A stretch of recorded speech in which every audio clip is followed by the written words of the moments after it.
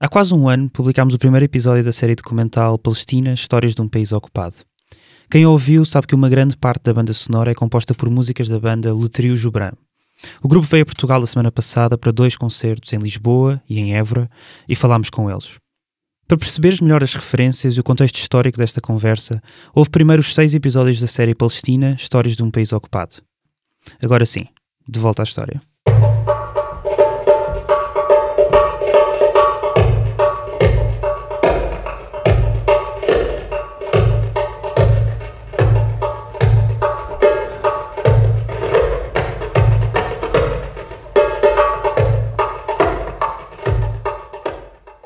Em 1948, mais de 800 mil palestinianas e palestinianos foram expulsos das suas casas. Durante a Nakba, ou catástrofe em português, mais de 500 vilas desapareceram do mapa, destruídas pelas forças militares do recém-criado Estado de Israel. Nazaré, uma das maiores cidades do norte da Palestina, foi das únicas a manter-se de pé. Resistiu à limpeza étnica e albergou milhares de famílias que fugiam da morte. A família Joubran foi uma delas. I think it was a chaos, a disaster, disaster for all the Palestinian people, for our history. Samir, Wissam e Adnan Joubran nasceram em Nazaré.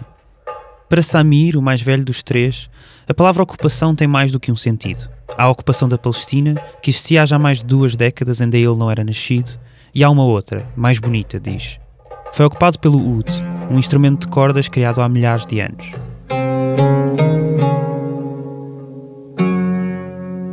O oud é um dos mais importantes instrumentos do mundo árabe, e Samir Joubran, pai dos irmãos, um dos seus mais reconhecidos luthiers, o nome dado aos artesãos que fabricam ou reparam instrumentos de corda com caixa de ressonância. Os irmãos Joubran são a 4ª geração de luthiers e tocadores de oud desta família. Em 2004 formaram a banda Trio Joubran, e no final do ano passado lançaram o seu 6º álbum, The Long March, que serve de homenagem a Mahmoud Darwish, talvez o maior poeta palestiniano do último século, falecido em 2008. O nome do álbum, tal como o título de todas as músicas que o compõem, são citações do seu poema O Penúltimo Discurso do Índio Vermelho ao Homem Branco. Samir Joubran recebeu-nos no Salão Nobre do Teatro da Trindade, em Lisboa, depois de testes de som de mais de 3 horas e 5 anos de um dos 2 concertos que deram na semana passada em Portugal. A conversa foi dura, difícil, mas nunca tão dura quanto a realidade de quem sofre uma ocupação que se perpetua no tempo e que parece não ter fim. Seja toda a gente bem-vinda ao 2 Pontos, um programa fumaça de histórias contadas com tempo. Eu sou o Ricardo Esteves Ribeiro.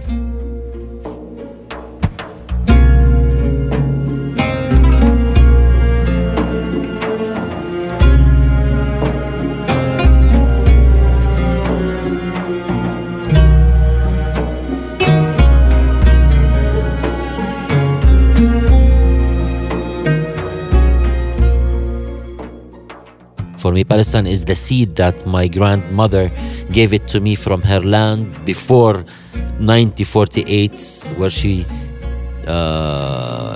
came in 1948 to Nazaré, and this small seed is the hope that I'm living now. If you put it in with the water and with air, it can grow up. And for me, Palestine is not a name of a flag or a geographical place. It's a sense of a human being that we deserve to live without occupation. We deserve to live without any violence. We deserve to live in a place that we can smell the trees, smell the flowers without smelling the gas of the bombs, without hating. We cannot live today with peaceful while the occupation is still living in our bed. Nazaré is widely considered as one of the few cities or villages that didn't really surrender to occupation, land expropriation, or ethnic cleansing during Nakba in 1948. Can you explain that story? I wasn't born there to explain it, but as a history, they say that it was the biggest city in the north of Palestine. And a lot of people that they left their houses in Nakba 1948, they came from the small villages to the town of Nazaré. And I think from the fear, from all what happened around the city of Nazaré, where a lot of people just escape from the fear, from the the killing people there, they came to the city of Nazareth. Some of them, they left from Nazareth to the north, up to Lebanon, up to Syria, and they are refugees today. These are the refugees that in Lebanon, most of them, they are from the north of Palestine, where they left and they thought that they will come back after 1 week or 2 weeks, and still their keys is with them. A família de Mahmoud Darwish é uma das que mantém a chave da casa que foi forçada a abandonar em 1948. Numa carta escrita 40 anos depois, Darwish descreve como o exílio parecia ser apenas temporário. Deixámos tudo como estava. O cavalo, ovelhas, o boi, portas abertas, jantar quente, o chamamento para a reza da tarde e o rádio sozinho. Talvez tenha ficado ligado até hoje para transmitir as notícias das nossas vitórias. Samir Joubran nasceu e cresceu na cidade de Nazaré, que hoje integra o território que a maioria dos países do Ocidente chama Israel. Ao contrário das pessoas que vivem do outro lado do muro da separação que Israel construiu, Samir pode viajar para qualquer parte da Palestina. And how is it to live with a Israeli ID or Israeli passport? This is so many big questions. Well, it's a schizophrenia. You have a passport that you were obliged to have this passport since you was born, and you are fighting always to say that you are a Palestinian. And for the Israelis, Palestinian is like something dark, something doesn't exist.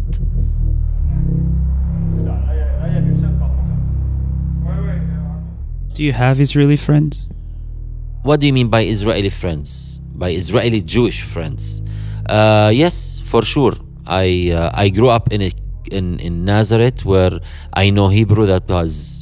I should study Hebrew in the classes, and for sure I have friends, because our problem is not with the human beings. Our problem is with the politicians. Our problem is with the politics, the occupation. Our problem is with our rights as Palestinians living inside of Israel, to have our rights equally with everybody as a citizenships holding the passport. Now we are coming into elections, and you can see how Netanyahu in the last election says, oh, be careful, all the Arabs, they are running into the voting. He's like saying, making a separation.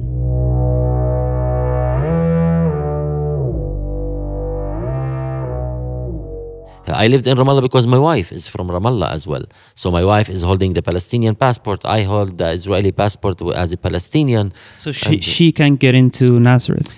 Yes, no, for sure. My wife cannot go to Nazareth, cannot go to Jerusalem. Can you imagine? My wife was born in Jerusalem. She's a wife of Israeli passport. I'm from Palestinians 48.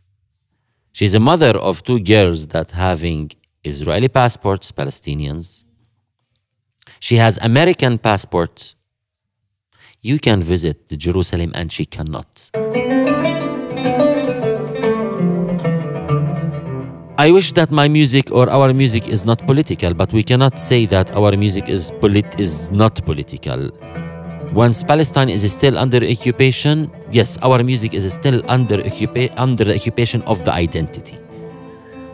But it's true as well to believe that we want to be free in our music, because if you are freeing yourself, if you are free from yourself, then you can be part of a project of a free land. A long time must go by before our present becomes history. Just like us, we will face the long march. But first, we will defend the trees we were. We will defend the bell of the night and the hanging moon over our huts. We will defend the leaping deer and the clay of our pots and the eagle feather in the wings of our final songs.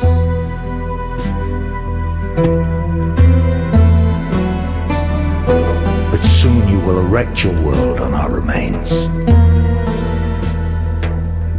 You will pave over the sacred places to open a road to the satellite moon. This is the age of industry.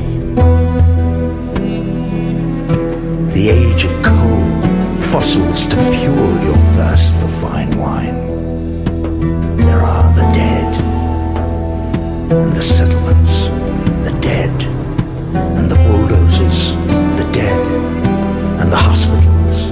There are radar screens to capture the dead who die more than once in this life.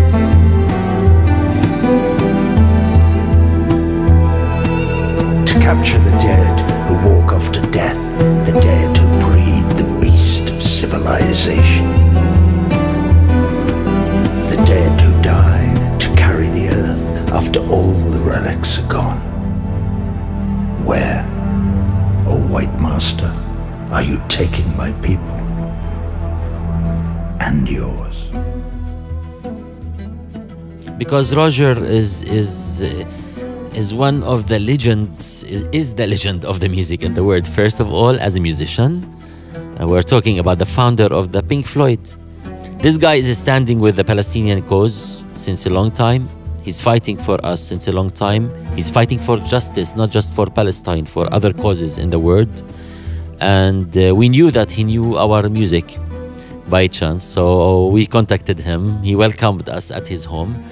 And then we told him why we don't make this project together.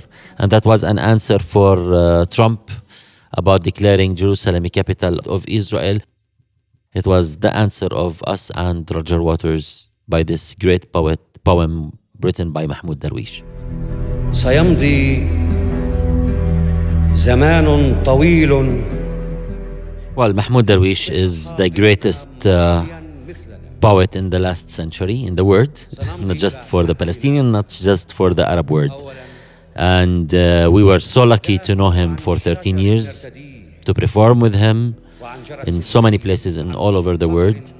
For me, Mahmoud Darwish is the identity of Palestine, is the symbol of the culture, is the symbol of the pure educational identity, and that dream that will come true one day.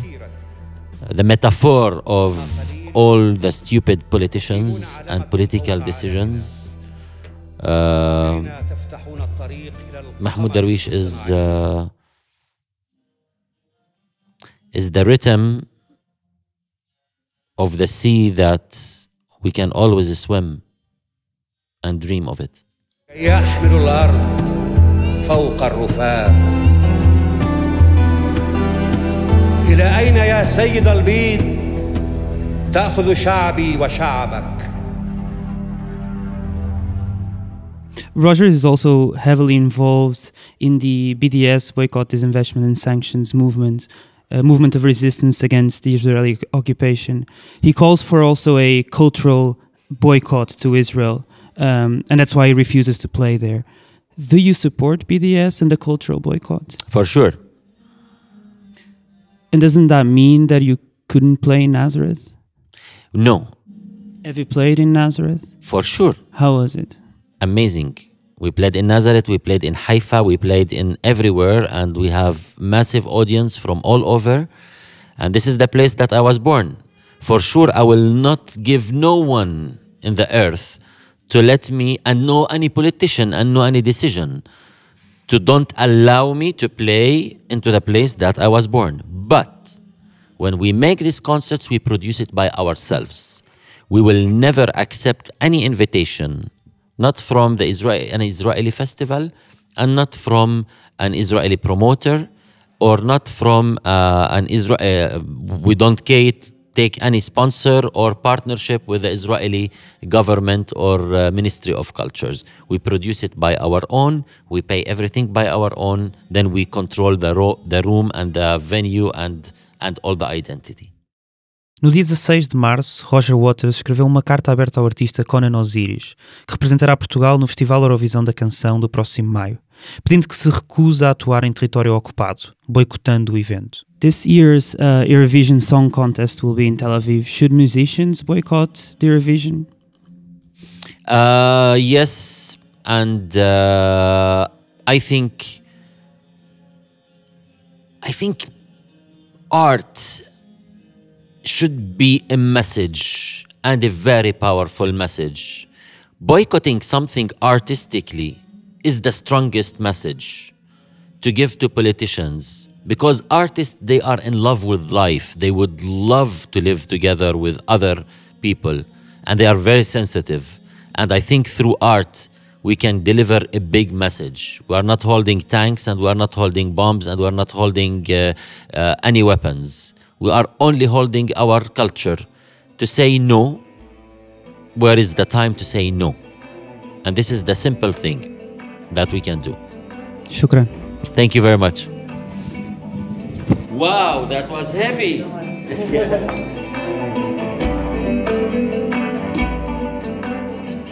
Este 2 pontos foi escrito por mim, Ricardo Esteves Ribeiro.